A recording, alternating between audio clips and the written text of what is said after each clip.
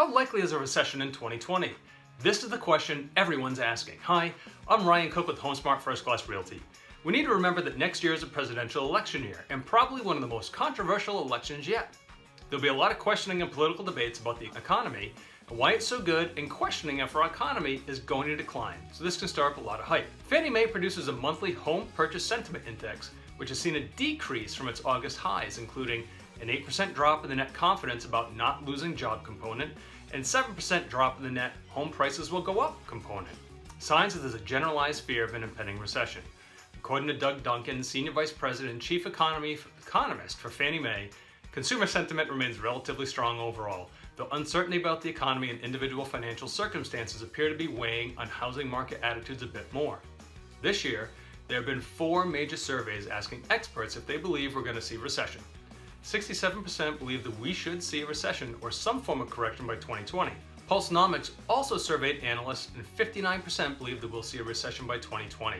Why do they think this?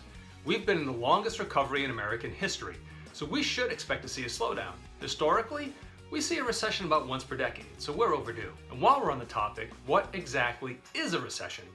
According to dictionary.com, it's a period of temporary economic decline during which trade and industrial activity reduced, generally identified by a fall in GDP, gross domestic product, in 2 successive quarters. We need to remember that recession does not mean housing crisis. In 3 of the last 5 recessions, housing prices actually increased during the recession. Obviously, 2008 was the most drastic. Now, on the same survey from Pulsenomics that asked if they anticipated a recession, they also asked what would trigger the recession. Number 1 was trade policy. Number 2 was stock market conditions, and number 3 was geological crisis. Number 9 on their list of triggers was housing slowdown. In 2008, our largest decline in appreciation was because of housing slowdown and the situation in the mortgage industry. This year, we're not even in the top 8. Lastly, in the same survey, they asked about the median appreciation of housing. All the analysts said the housing prices are going to go up, not down. Appreciation is going to slow down, but the prices are still going up everywhere from about 2.5% to 4.1% through 2023. Why is this important to know? Well, we don't want to get in a panic about buying and selling and become afraid that it will be like 2008. In fact, Morgan Housel, a well-renowned financial analyst, posted an interesting tweet. He said, "There's a widespread assumption that the next recession will be as bad as 2008. Natural to think that way, but statistically, highly unlikely. Could be over before you even realized it began.